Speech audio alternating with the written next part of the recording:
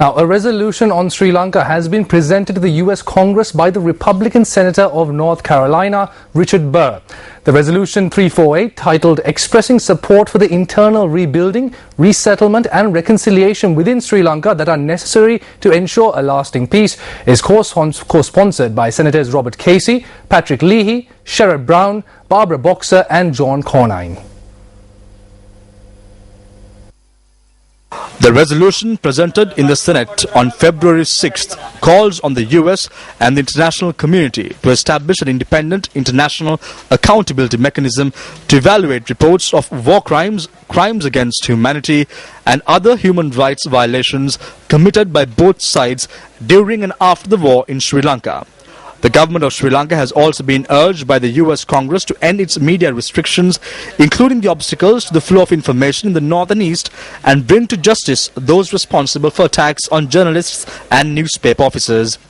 Finally, the resolution has called upon the President to develop a comprehensive policy towards Sri Lanka that reflects United States interests, including respect for human rights, democracy and the rule of law, economic interests and security interests. At the 22nd session of the United Nations Human Rights Council, the United States moved a resolution on Sri Lanka which was backed by many states and adopted subsequently. The sixth recommendation of the resolution reads as follows.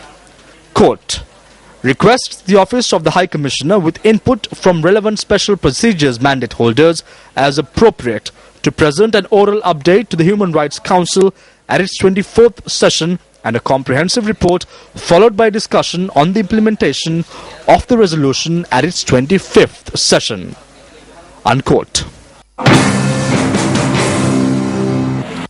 An oral statement was made by Flavia Pansieri, Deputy to the United Nations Human Rights High Commissioner Navi Pillay, in September on behalf of Pillay at the 24th session. During a packed media briefing in Colombo recently convened under the auspices of Nisha Biswal, United States Assistant Secretary of State for South and Central Asian Affairs, a journalist questioned the basis in which the upcoming resolution is being tabled by the US without having a discussion on the implementation of the present resolution passed in March last year.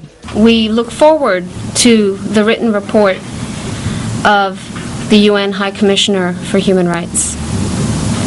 And we are very concerned about the findings presented in her oral report, which corroborate our own understandings based on the many conversations we have had with many individuals and organizations in this country and organizations. It is because we have had clear expectations delineated in prior years about our hopes and expectations for implementation of the recommendations of the LLRC and the lack of progress against those recommendations that we feel that we must go before the Human Rights Council once again and seek a resolution to underscore our mounting concern. It is very clear that the United States has not sought to even wait for the High Commissioner's report, which is due before the March session, in informing the government of Sri Lanka that and other member countries that they are going to move a resolution. It has been pointed out by the government of Sri Lanka that this is a prejudiced judgment which has no basis because the High Commissioner's report is not out, and that there is prejudgment of Sri Lanka's position and developments.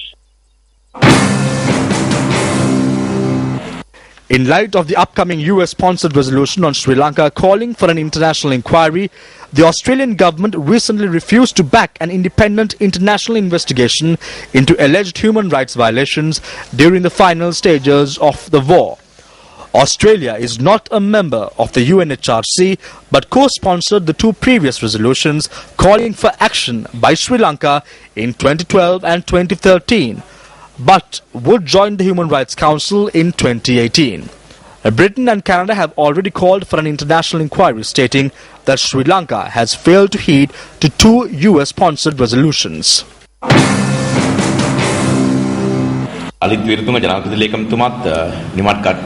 Secretary to the President Lalit Wiratunga, Governor of the Central Bank Ajit Niwad Kabral, officials including Sajin Vas Gunawardena at the Ministry of External Affairs, senior ambassadors met with the representatives of the US State Department, the Senate, Congress and other departments on this matter. Discussions are taking place between Sri Lanka and the US at diplomatic level.